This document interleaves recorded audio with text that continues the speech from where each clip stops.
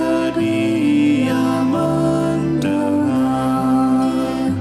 Sejak kulihat wajahnya, ku yakin pada firman-Nya dan menyerahkan bimbangku di dalam saat yang teduh. Kitab Mazmur pasal 120 ayat yang pertama sampai ketiga. Dalam kesesakanku aku berseru kepada Tuhan, dan Ia menjawab aku. Ya Tuhan, lepaskanlah aku daripada bibir dusta, daripada lidah penipu. Apakah yang diberikan kepadamu, dan apakah yang ditambahkan kepadamu, hai lidah penipu? Saudara-saudara yang terkasih dalam Tuhan Yesus Kristus, kembali kita akan merenungkan firman Tuhan. Tapi sebelum kita membaca dan merenungkannya, mari kita berdoa terlebih dahulu. Bapa di dalam sorga, pada saat ini kami akan mendengarkan firman-Mu. Biarlah Roh Kudus-Mu yang menyertai kami dalam pembacaan Alkitab dan juga perenungannya. Dan kiranya Roh Kudus-Mu memberi kami kekuatan untuk kami boleh melakukan firman Tuhan di dalam kehidupan keseharian kami. Di dalam nama Tuhan Yesus Kristus kami berdoa. Amin. Bacaan Alkitab kita pada saat ini diambil dari surat 2 Korintus pasal 1 ayat 12 sampai ayat 19. 2 Korintus 1 ayat 12.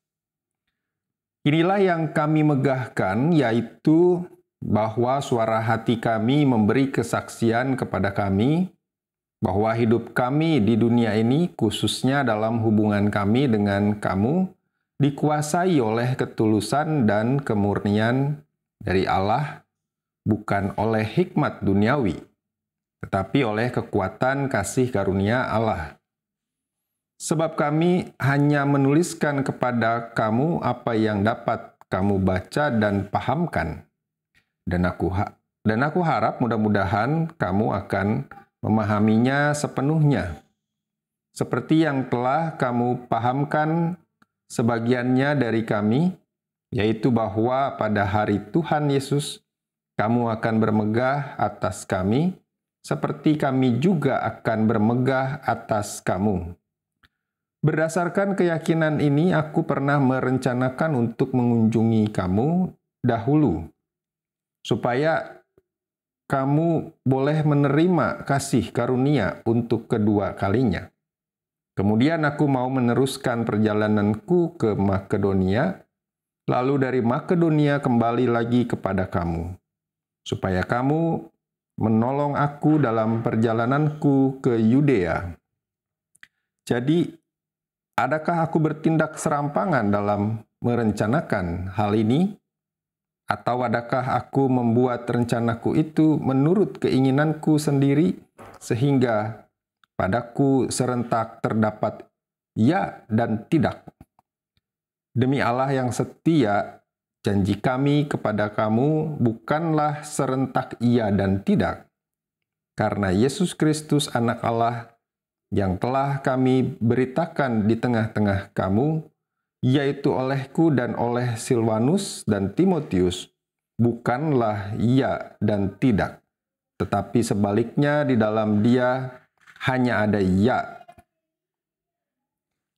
Saudara-saudara, demikian firman Tuhan. Di dalam hidup ini kita pernah gagal dan berhasil. Kita mengalami keberhasilan ketika segala sesuatu terjadi sesuai dengan yang kita rencanakan. Sebaliknya, kegagalan itu terjadi ketika apa yang kita rencanakan tidak dapat berjalan. Misalnya, contoh, Kita punya rencana membeli rumah dalam 5 tahun ke depan. Lalu kita mulai mengatur strateginya dengan menabung setiap bulan misalnya, dengan mencari pekerjaan tambahan, atau dengan cara-cara lainnya yang bisa kita lakukan. 5 tahun kemudian kita akan lihat apakah rumah itu berhasil kita beli atau tidak. Di tengah-tengah perjalanan meraih keberhasilan itu, tidak jarang kita mengalami perubahan. Mulai dari perubahan rute, tetapi dengan tujuan yang sama, sampai perubahan tujuan itu sendiri. Tujuannya yang diubah. Misalnya, contoh yang tadi, kita sudah berada di pertengahan jalan, ya. Kita sudah menabung selama 2 tahun, lalu kita merasa kalau tabungannya itu tidak akan cukup buat membeli rumah dalam waktu 3 tahun lagi. Ya mungkin karena harga rumah yang terus naik, atau ada kebutuhan penting sehingga kita harus memakai uang tabungan itu. Dan setelah dihitung-hitung, tidak akan kebeli rumah itu dalam waktu 3 tahun ke depan. Lalu apa yang dilakukan? Biasanya kita mengubah rutenya. Misalnya dengan mencari pekerjaan lain yang gajinya lebih besar supaya kita bisa menabung lebih besar lagi setiap bulannya. Atau kita mengubah tujuannya. Karena uangnya tidak cukup, bahkan sampai 3 tahun kemudian, ya udah nggak usah beli rumah. Uang tabungannya dipakai untuk membeli yang lain. Perubahan-perubahan rencana itu banyak dipengaruhi faktor-faktor eksternal. Misalnya, situasi, informasi, dan yang lainnya. Kedatangan Omikron membuat banyak orang mengubah rencana-rencana mereka. Terlebih rencana keluar rumah. Nah, di samping faktor eksternal itu, yang juga penting adalah faktor internal diri kita. Misalnya keinginan, komitmen, motivasi, karakter, dan sebagainya. Bisa saja situasi berubah, faktor eksternalnya berubah. Tetapi kita punya keinginan yang kuat, faktor internal kita kuat, rencana tetap dijalankan sesuai dengan tujuan, sesuai dengan rencana semula. Sebaliknya, tidak jarang perubahan rencana itu terjadi karena yang berubah adalah diri kitanya, faktor internalnya. Misalnya, keinginan kita yang berubah. Dulu ingin itu, sekarang ingin ini. Padahal situasi tidak berubah sama sekali. Nah, saudara-saudara, pada realitanya, pada kenyataannya dalam kehidupan kita yang kita alami tentu tidak sesimpel yang barusan saya sampaikan. Tentu akan lebih kompleks lagi dan lebih bervariasi lagi. Tapi sekalipun simpel, namun saya mau mengajak kita untuk melihat proses kehidupan kita itu. Proses ketika perubahan-perubahan itu terjadi.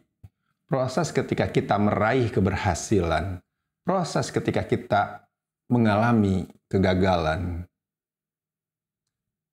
Ayat Alkitab yang kita baca hari ini menceritakan perubahan-perubahan yang terjadi dalam perjalanan pekabaran Injil Rasul Paulus dan bagaimana Paulus memaknainya. Dari ayat 15, kita bisa melihat kalau sebelumnya Paulus pernah merencanakan datang ke kota Korintus dan mengunjungi orang-orang Kristen di kota itu. Tetapi kemudian ada perubahan rencana. Mungkin saja ada orang-orang yang merasa kecewa karena Paulus tidak jadi datang. Lantas mengatakan bahwa Paulus ini orangnya plan-plan. Bilang iya mau datang, tetapi tidak datang. Mungkin juga ada yang mempertanyakan integritas Paulus ketika Paulus dianggap tidak memenuhi janjinya. Namun Paulus merasa kalaupun perubahan itu terjadi, perubahan-perubahan dalam rencana dia datang ke kota Korintus, ia melakukannya dalam ketulusan.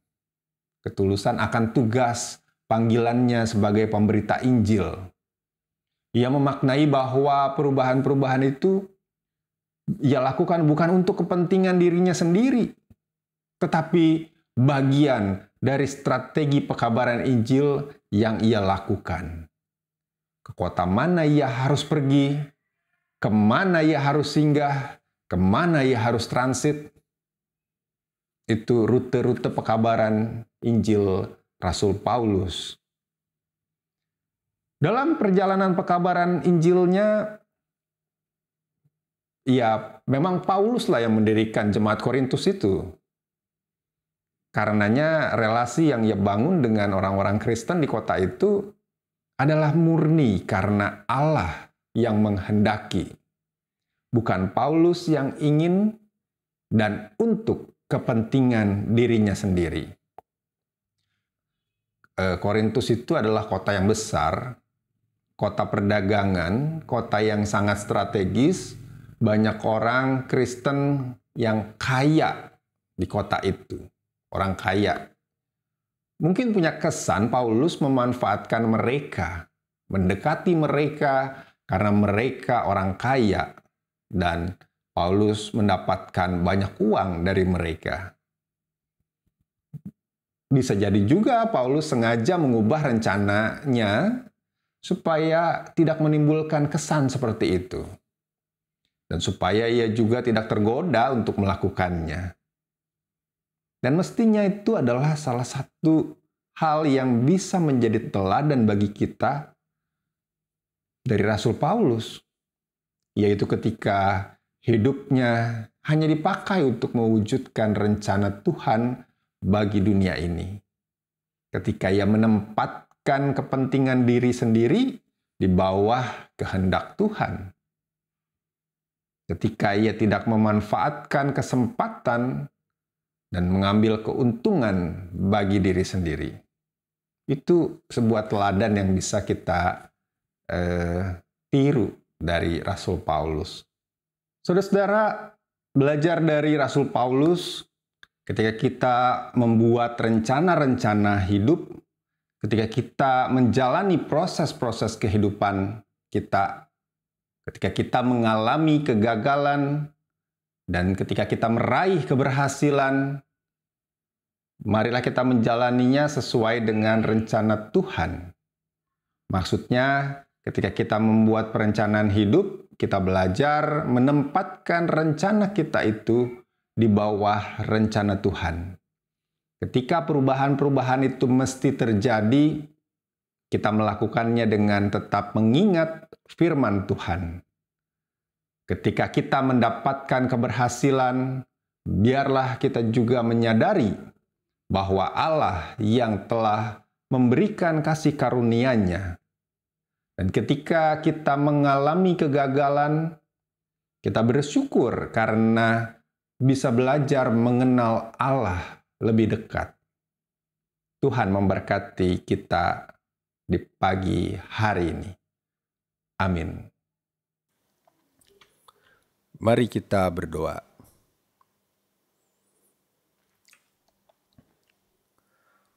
Kami berdoa untuk situasi pandemi yang sampai saat ini terus berlangsung, terus kami hadapi di dalam kehidupan kami. Kiranya pandemi ini boleh berlalu dan kami boleh hidup di dalam kehidupan yang lebih baik.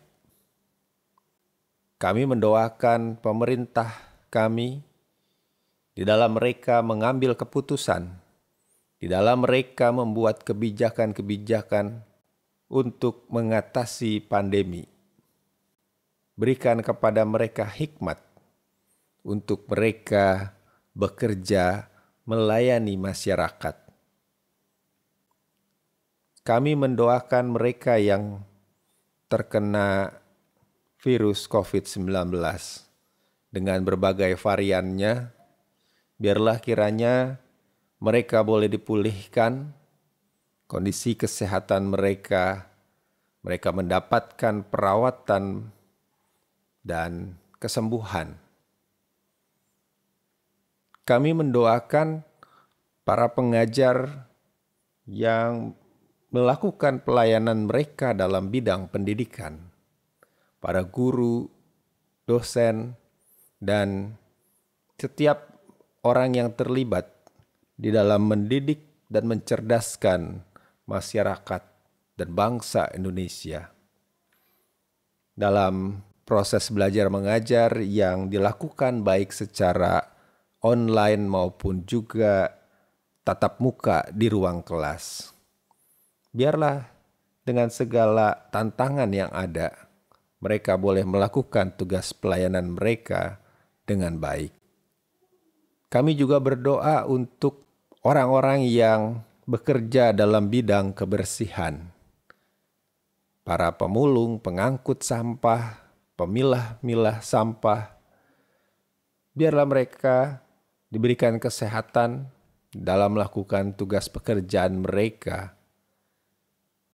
Kami juga berdoa untuk pelayanan dan kegiatan yang dilakukan di gereja GKI Surya Utama. Tuhan yang memberikan kesehatan kepada setiap pelayan yang melakukan tugas-tugas pelayanan mereka, baik di dalam ibadah maupun juga dalam kegiatan-kegiatan lainnya. Inilah doa yang kami naikkan di dalam nama Tuhan Yesus Kristus. Amin.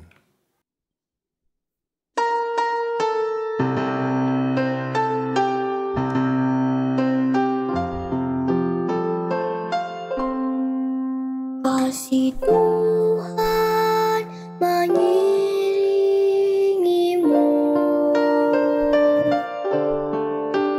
dan sayapnya melindungimu.